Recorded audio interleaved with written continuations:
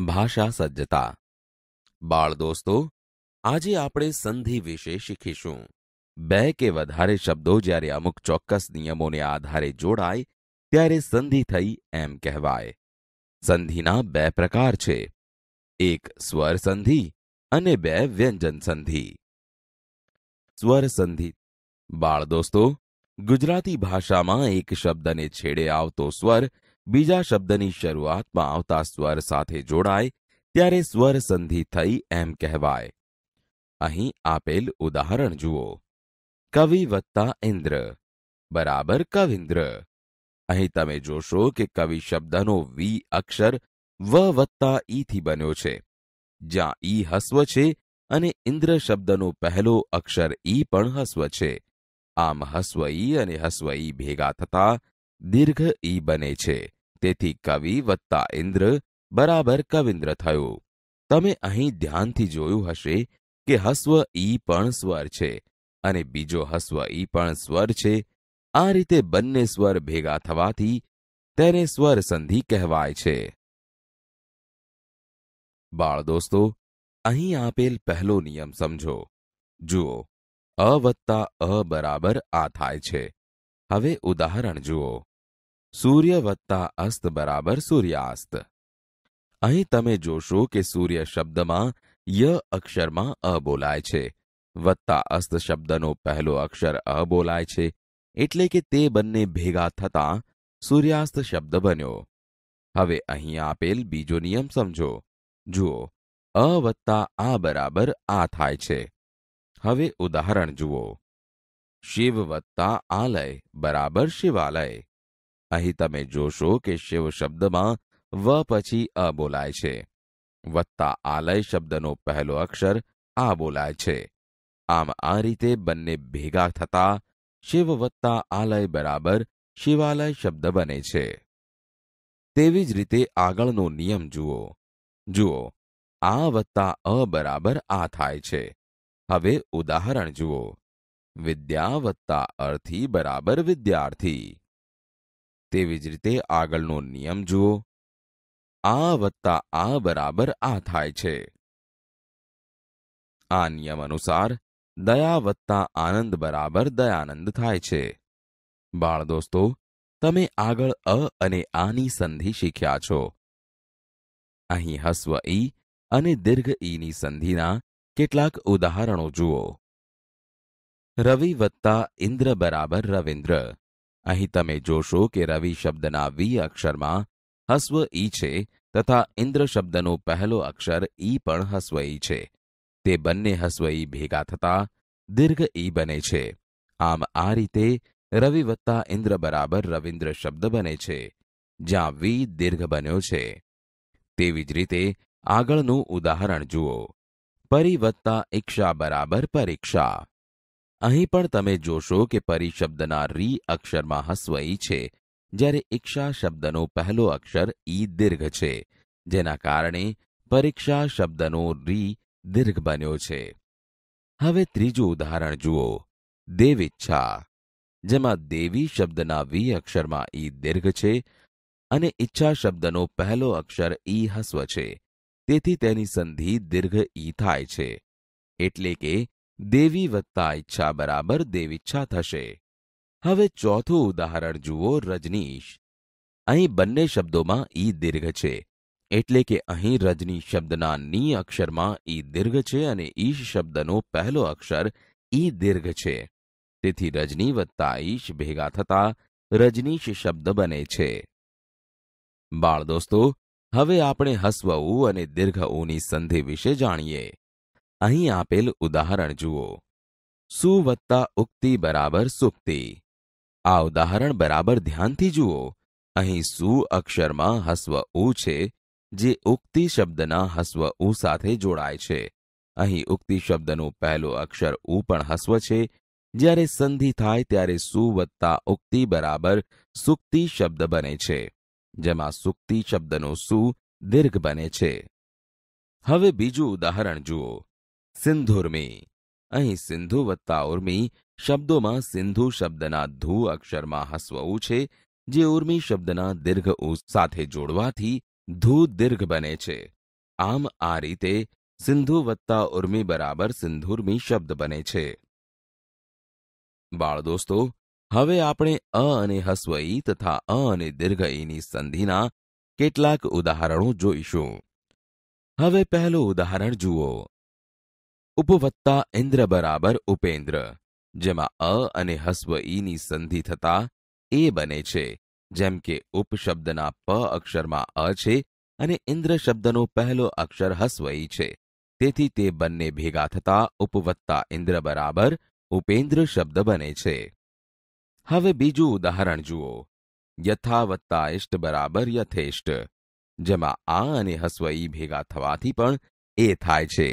જેમ કે યથા શબ્દના થા અક્ષરમાં આ છે તથા ઇષ્ટ શબ્દનો પહેલો અક્ષર હસ્વ ઈ છે, જેની સંધિ યથા વત્તા ઇષ્ટ બરાબર યથેષ્ટ થાય છે. હવે ત્રીજું ઉદાહરણ જુઓ. યોગ વત્તા ઈશ બરાબર યોગેશ, જેમાં અ અને દીર્ઘ ઈની સંધિ થવાથી પણ એ થાય છે. તેથી યોગ શબ્દના ગ અક્ષરમાં અ અને ઈશ શબ્દનો પહેલો અક્ષર દીર્ઘ ઈ ભેગા થવાથી યોગ વત્તા ઈશ બરાબર યોગેશ શબ્દ બને છે. હવે ચોથું ઉદાહરણ જુઓ. ઉમા વત્તા ઈશ બરાબર ઉમેશ, અહીં આ અને દીર્ઘ ઈ ભેગા થવાથી ઉમા વત્તા ઈશ બરાબર ઉમેશ શબ્દ બને છે. જેમાં ઉમા શબ્દના મા અક્ષરમાં આ અને ઈશ શબ્દનો પહેલો અક્ષર દીર્ઘ ઈ ભેગા થાય છે. બાળ દોસ્તો, હવે આપણે અ અને હસ્વ ઉ, અ અને દીર્ઘ ઉની સંધિ તથા આ અને હસ્વ ઉ, આ અને દીર્ઘ ઉની સંધિના ઉદાહરણ જાણીશું. હવે પહેલું ઉદાહરણ જુઓ. સૂર્યોદય, જેમાં સૂર્ય શબ્દના ય અક્ષરમાં અ અને ઉદય શબ્દનો પહેલો અક્ષર હસ્વ ઉ ભેગો થતા સૂર્ય વત્તા ઉદય બરાબર સૂર્યોદય થાય છે. એટલે કે અ વત્તા ઉ બરાબર ઓ થયેલ જુઓ. હવે બીજા ઉદાહરણમાં જુઓ. પ્રણયોર્મી, જેમાં પ્રણય શબ્દના ય અક્ષરમાં અ અને ઉર્મી શબ્દનો પહેલો અક્ષર દીર્ઘ ઉ છે. તે બંને ભેગા થતા અ વત્તા ઉ બરાબર ઓ, એટલે કે પ્રણય વત્તા ઉર્મી બરાબર પ્રણયોર્મી બને છે. હવે ત્રીજું ઉદાહરણ જુઓ. મહા વત્તા ઉદય બરાબર મહોદય, જેમાં મહા શબ્દના હા અક્ષરમાં આ અને ઉદય શબ્દનો પહેલો અક્ષર હસ્વ ઉ ભેગો થતા મહા વત્તા ઉદય બરાબર મહોદય થાય છે. એટલે કે આ વત્તા ઉ બરાબર ઓ થયેલ જુઓ. હવે ચોથું ઉદાહરણ જુઓ. ગંગા વત્તા ઉર્મી બરાબર ગંગોર્મી, જેમાં ગંગા શબ્દના ગા અક્ષરમાં આ તથા ઉર્મી શબ્દનો પહેલો અક્ષર દીર્ઘ ઉ છે, જેનાથી આ વત્તા ઉ બરાબર ઓ બને છે. એટલે કે ગંગા વત્તા ઉર્મી બરાબર ગંગોર્મી શબ્દ બને છે. બાળ દોસ્તો, હવે આપણે અ વત્તા એ અને આ વત્તા એ બરાબર અહીંની સંધિના ઉદાહરણ જાણીશું. હવે પહેલું ઉદાહરણ જુઓ. પુત્ર વત્તા એષણા બરાબર પુત્રેષણા, જેમાં પુત્ર શબ્દના ત્ર અક્ષરમાં અ અને એષણા શબ્દનો પહેલો અક્ષર એ જોડતા પુત્રેષણા શબ્દ બને છે. હવે બીજું ઉદાહરણ જુઓ. સદા વત્તા એવ બરાબર સદૈવ, જેમાં સદા શબ્દના દા અક્ષરમાં આ અને એવ શબ્દનો પહેલો અક્ષર એ જોડતા સદૈવ શબ્દ બને છે. બાળ દોસ્તો, હવે આપણે અ વત્તા રૂ અને આ વત્તા રૂ બરાબર અરની સંધિના ઉદાહરણ જાણીશું. હવે પહેલું ઉદાહરણ જુઓ. સપ્ત વત્તા ઋષિ બરાબર સપ્તર્ષિ, જેમાં સપ્ત શબ્દના ત અક્ષરમાં અ અને ઋષિ શબ્દનો પહેલો અક્ષર રૂ ભેગા થતા સપ્ત વત્તા ઋષિ બરાબર સપ્તર્ષિ થાય છે. તેવી જ રીતે બીજું ઉદાહરણ જુઓ. મહા વત્તા ઋષિ બરાબર મહર્ષિ, જેમાં મહા શબ્દના હા અક્ષરમાં આ અને ઋષિ શબ્દનો પહેલો અક્ષર રૂ ભેગા થતા મહા વત્તા ઋષિ બરાબર મહર્ષિ એમ સંધિ થાય છે. બાળ દોસ્તો, સ્વર સંધિ વિશે જાણકારી મેળવ્યા પછી હવે આપણે વ્યંજન સંધિ વિશે શીખીશું. હવે આપણે વ્યંજન સંધિના નિયમો સમજીએ. વ્યંજન પછી વ્યંજન કે સ્વર આવે અને જોડાઈ જાય ત્યારે તેને વ્યંજન સંધિ થઈ એમ કહેવાય. દાખલા તરીકે તદ વત્તા લીન શબ્દની સંધિ કરવી હોય તો દ અને લ વ્યંજન છે આ બંને વ્યંજનોને જોડતા તલ્લીન થાય છે. ત વર્ગ એટલે કે દંત્ય વ્યંજનો ત, થ, દ, ધ, ન એ વ્યંજનો સાથે લ વ્યંજન આવે તો દંત્ય વ્યંજનો લ થાય છે. વ્યંજન સંધિ સમજવા માટે અહીં આપેલા કોષ્ટક સમજો.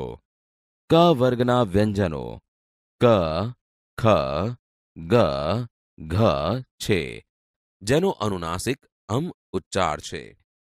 ચ વર્ગના વ્યંજનો ચ, છ, જ, ઝ છે, જેનો અનુનાસિક અમ ઉચ્ચાર છે.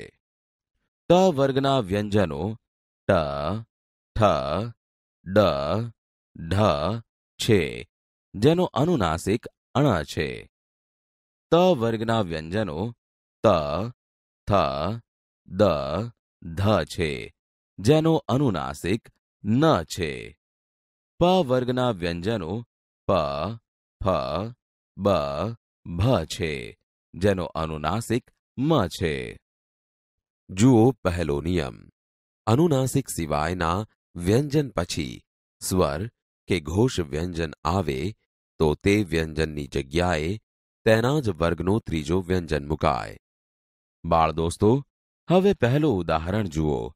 જગત વત્તા ઈશ બરાબર જગદીશ.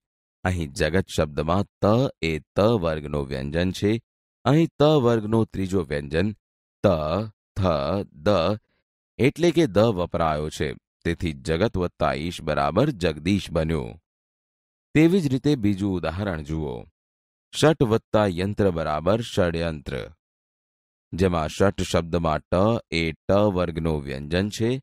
અહીં ટ વર્ગનો ત્રીજો વ્યંજન ટ, ઠ, ડ એટલે કે ડ વપરાયો છે. એટલે કે ષટ વત્તા યંત્ર બરાબર ષડયંત્ર બન્યું. હવે ત્રીજું ઉદાહરણ જુઓ. દિક વત્તા અંત બરાબર દિગંત.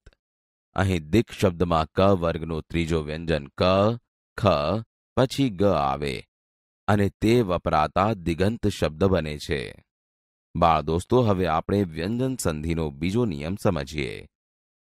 અનુનાસિક સિવાયના કોઈ પણ અઘોષ વ્યંજન આવે ત્યારે આગળના વ્યંજનને બદલે તેના જ વર્ણનો પહેલો વ્યંજન મુકાય. અહીં આપેલા ઉદાહરણ જુઓ. શરદ વત્તા પ્રકોપ બરાબર શરત પ્રકોપ. અહીં તમે જોશો કે દ વ્યંજનને બદલે તેના જ વર્ગનો પહેલો વ્યંજન એટલે કે ત જોડાય છે અને આ ત વ્યંજન પ્ર સાથે જોડાઈને સંધિ થઈ. જુઓ, શરદ વત્તા પ્રકોપ બરાબર શરત પ્રકોપ. બાળ દોસ્તો, હવે આપણે વ્યંજન સંધિનો આગળનો નિયમ સમજીએ. ત વર્ગના વ્યંજનો એટલે કે ત, થ, દ અને ધ પછી જો ચ વર્ગનો વ્યંજન એટલે કે ચ, છ, જ, ઝ કે શ આવે તો ત વર્ગના વ્યંજનને બદલે તેને મળતો ચ વર્ગનો વ્યંજન આવે. હવે પહેલું ઉદાહરણ જુઓ. સત વત્તા જન બરાબર સજ્જન. અહીં સત શબ્દનો ત એ ત વર્ગનો વ્યંજન છે અને જન શબ્દમાં જ એ ચ વર્ગનો વ્યંજન છે. આથી ત વર્ગના વ્યંજનને બદલે ચ વર્ગના વ્યંજનમાંથી જ જ અક્ષરનો સંધિ માટે ઉપયોગ થયો છે. તે પછી બાકીના ઉદાહરણ જુઓ. ઉદ વત્તા જવલ બરાબર ઉજ્જવલ. આ ઉદાહરણમાં પણ એ જ નિયમનું પાલન થયેલ છે. બાળ દોસ્તો, હવે આપણે વ્યંજન સંધિનો વધુ એક નિયમ જોઈએ. સ પછી ચ કે છ આવે તો સનો શ થાય છે. પહેલું ઉદાહરણ જુઓ. નિસ વત્તા ચિંત બરાબર નિશ્ચિંત. અહીં તમે જોશો કે નિસ શબ્દમાં છેલ્લે સ છે જે ચિંત શબ્દના ચી સાથે જોડાય છે. જ્યારે જ્યારે સ પછી ચ કે છ આવે તો સનો શ થાય છે. તેવી જ રીતે બીજું ઉદાહરણ જુઓ. નિસ વત્તા છંદ બરાબર નિશ્છંદ. અહીં પણ નિયમ મુજબ નિસ અને છંદ એ બંને શબ્દો ભેગા મળતા નિશ્છંદ શબ્દ બને છે. હવે ત્રીજું ઉદાહરણ જુઓ. નિસ વત્તા ચલ બરાબર નિશ્ચલ. અહીં પણ નિયમ મુજબ નિસ અને ચલ ભેગા મળીને નિશ્ચલ શબ્દ બન્યો. બાળ દોસ્તો, હવે આપણે વ્યંજન સંધિનો આગળનો નિયમ સમજીએ. સ પહેલા ઈ કે ઉ આવે ને સની પછી ક, ખ, પ કે ફ આવે તો સનો શ થાય છે. હવે અહીં આપેલા ઉદાહરણ જુઓ. નિસ વત્તા કામ બરાબર નિષ્કામ. અહીં સ પછી ક આવેલ છે. તેથી નિસ શબ્દનો સ અને કામ શબ્દનો ક જોડતા સ ને બદલે શ થયેલો જોઈ શકશો. હવે બીજું ઉદાહરણ પણ જુઓ, જેમાં દુષ શબ્દના સ અને પ સાથે જોડતા દુષ્પ્રાપ્ય શબ્દ બને છે, એટલે કે સનો શ થયેલ જોવા મળે છે. તેવી જ રીતે ત્રીજા ઉદાહરણમાં નિસ શબ્દના સ પછી ફ આવેલ છે, જેથી નિયમ મુજબ સનો શ થયો છે. બાળ દોસ્તો, હવે આપણે વ્યંજન સંધિનો વધુ એક નિયમ શીખીએ. સની પૂર્વે અ અને પછી ઘોષ વ્યંજન આવે તો સનો ઉ પછી પૂર્વેના અ સાથે મળીને ઉનો ઓ થાય છે. અહીં આપેલ ઉદાહરણ જુઓ. અધસ વત્તા ગતિ બરાબર અધોગતિ શબ્દ બને છે. અહીં તમે જોશો કે અધસ શબ્દમાં સ અક્ષરની પહેલા ધ અક્ષરમાં અ સ્વર છે, તેથી સનો ઉ કરેલ છે, તથા ગતિ શબ્દના પ્રથમ વ્યંજન ગ અક્ષરમાં પણ અ સ્વર હોવાથી ઉ અને અ ભેગા મળતા ઓ કરેલ છે. હવે બાકીના ઉદાહરણ જુઓ.